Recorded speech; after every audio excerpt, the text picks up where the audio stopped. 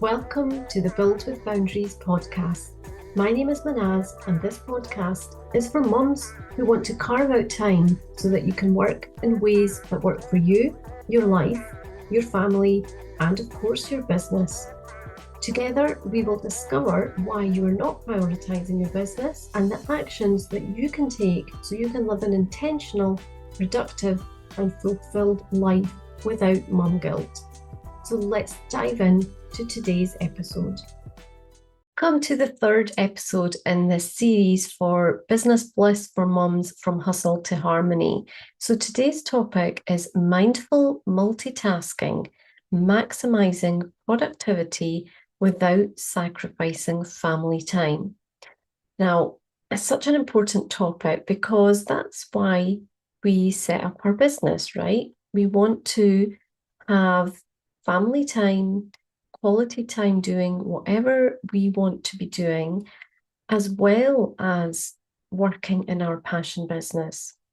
And having that freedom to be able to do both and being flexible enough that you feel like you can do both. So I think this is really interesting and there's lots to share with you. So we'll get stuck right in.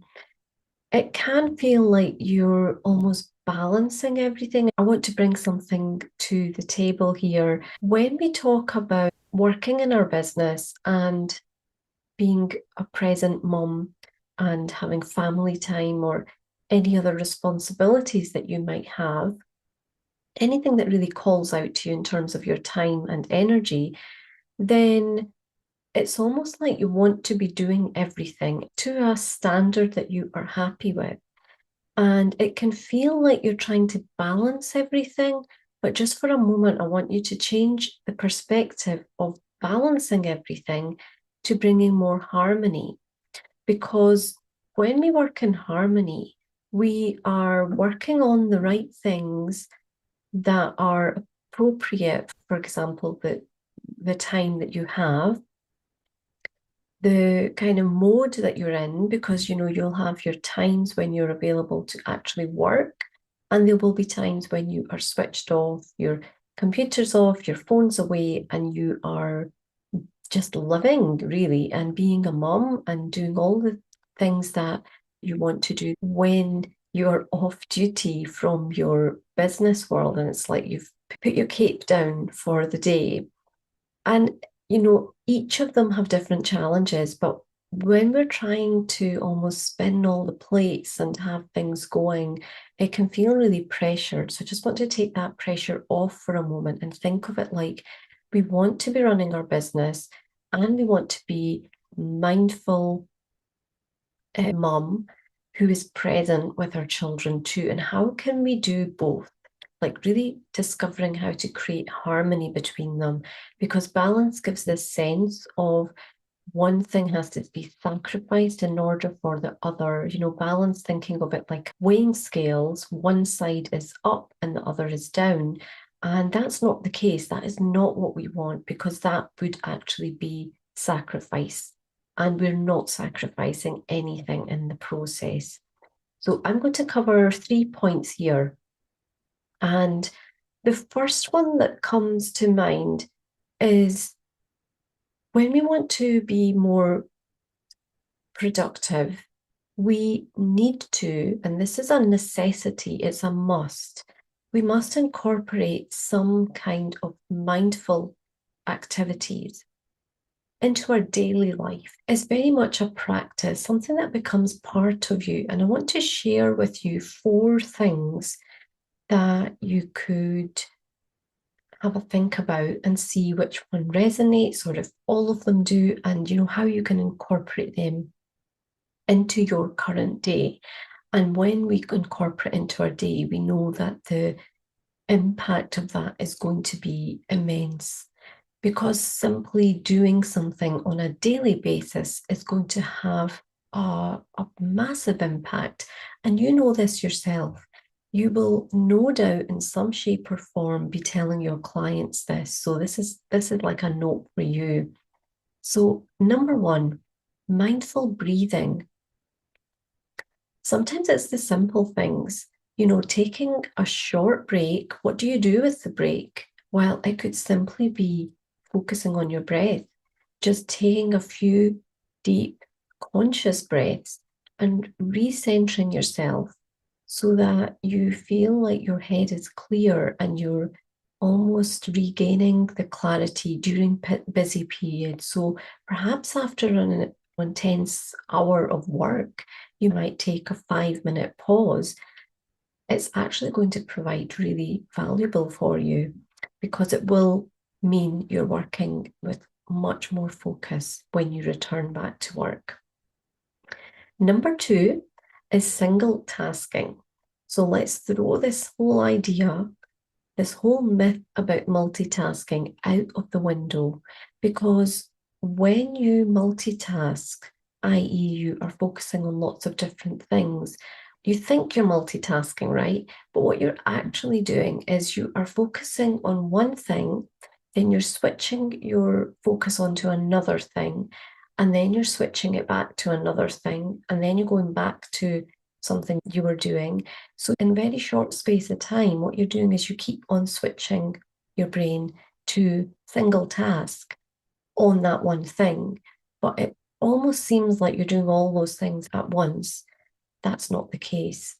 So what I'm trying to say is that by doing single tasking in a more conscious effort, you're not going to have as much mental fatigue as you will when you think you're multitasking. So remember that. And it's not to say that multitasking doesn't have its own place, but I think being aware of it. So what I consider to be positive multitasking in the sense that you're happy to do several things at once might be listening to music while you're cooking, for example, because you're taking that in, but you're doing something with your hands. It could be a hobby, it could be knitting, doing crochet, it could be art, it could be anything like that. And I think they're kind of aligned and it's slightly different. But being aware that you want to be maximizing this single tasking. So that's number 2. Now, number 3 is mindful eating. Now, use your meal time as an opportunity to slow down and to be fully present. We are nourishing our body. We want to put our gadgets away. We want to enjoy the food that is present and enjoy that moment. So, whatever shape or form that takes, being fully present. And then number 4 is gratitude. So just practicing a form of gratitude. It could be at the start or the end of your day, could be both. It could just be simply acknowledging the things that you're grateful for. And this can really shift your mindset and just make you much more positive. Even if you think that you're positive, it's just going to increase that even more. So that was the mindful technique. So number 2, the point number 2 on this is streamlining tasks and optimizing efficiency, because this is key to us using less resources and less time and less of our own energy for the same things we're doing. Now that is a win-win. We get to do more things in less time. Efficiency is so key. And sometimes we just can't see what it is we need to do to make things easier. But being aware that this is something you are seeking, then when you're exploring options, there will be things that you can do, and some might be quite easy, even that you're not even thinking about. So I've got a few points that I want to share on this in terms of how you can do this. So you could be prioritizing your tasks. Now, we know when we prioritize our work, we are identifying the most important things for the day and we deal with them first. And this ensures that we're going to get through that essential work, even if something else happens. It's like we are front loading it, we're doing it at the start of the day. Now, number 2 is time blocking. So when you are time blocking, you are again changing the way you're working and you're being more efficient. And you can divide your workday up into several blocks of time. And these can be specific to you according to what your duties are outside of your work as well. You can take that into account. And this technique is going to help you to stay on track because you know what you're doing at those times, and you know that that time is simply for a specific piece of work that you're doing. Number 3 is automation and outsourcing. There's often things that we can automate, even though it sounds like such a buzzword, but we don't have to be further ahead to start thinking about automation, not something that we have to do one day. There may be things that you can automate just now. What are those things? And embracing the fact that we have technology that allows us to do more things and we have lots of options, which means that we have more choice in things that we can find helpful to aid this. And then number 4 is decluttering your workspace. Now, that was something we were talking about in another episode too. Having that organized workspace just means that you feel more clear in your mind. It's removing unnecessary things out your way, making it easier for you to concentrate. And that's the key, isn't it? We want to be fully focused when we're working. And point 3 is finding opportunities to engage with family while working. This may seem quite strange and odd, but it's that whole finding harmony because, we want to be there for our family, right? But we want to be doing it in a way that we're not knocking down all of our boundaries.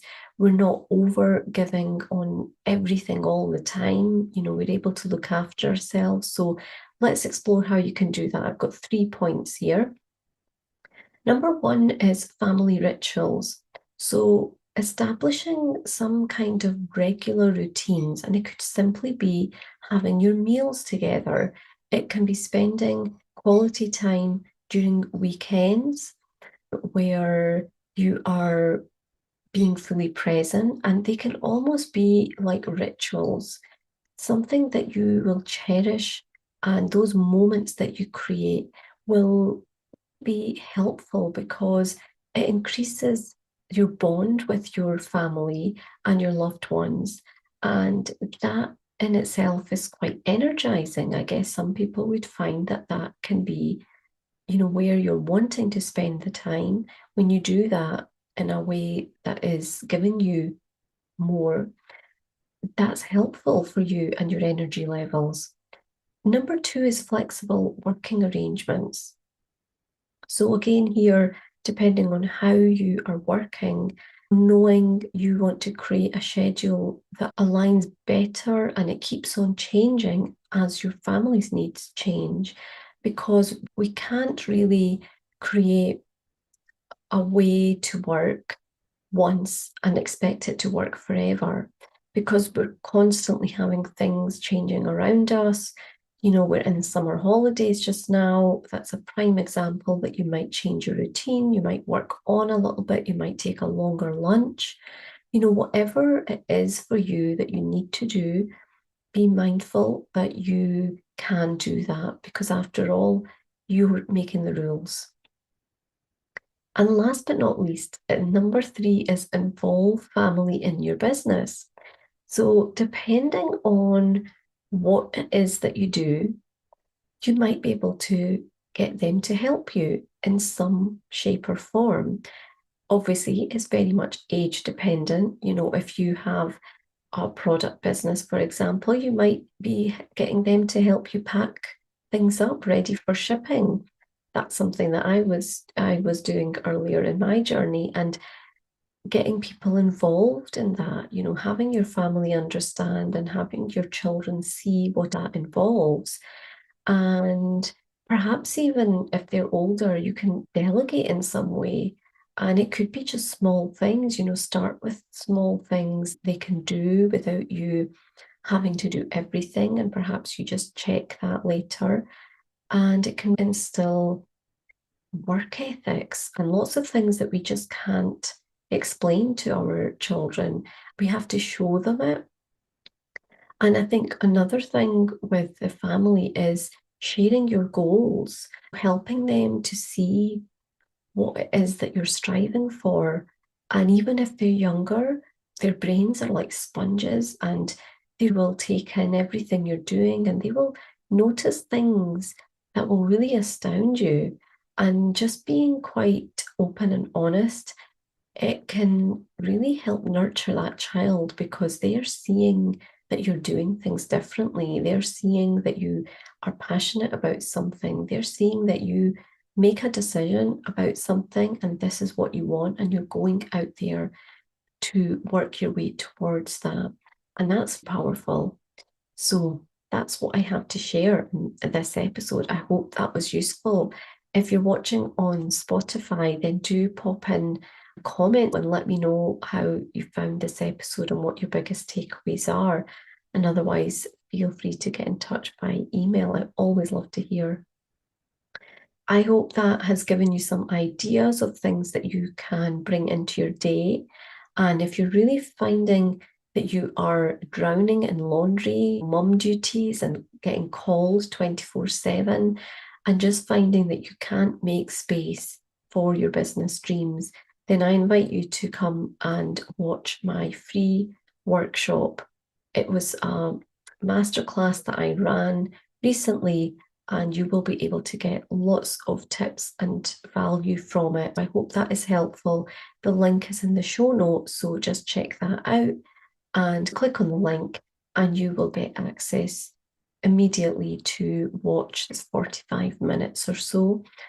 As you would expect, I don't do anything that doesn't involve any action. So you have some action to take in the masterclass. It's really powerful because otherwise learning is just for the sake of learning, and we get nowhere by just learning the things.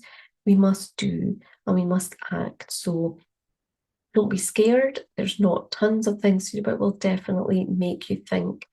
And I hope it will help you to change your perspective on how you're working and also come up with ideas of what you can do to improve it. I will see you in the next episode.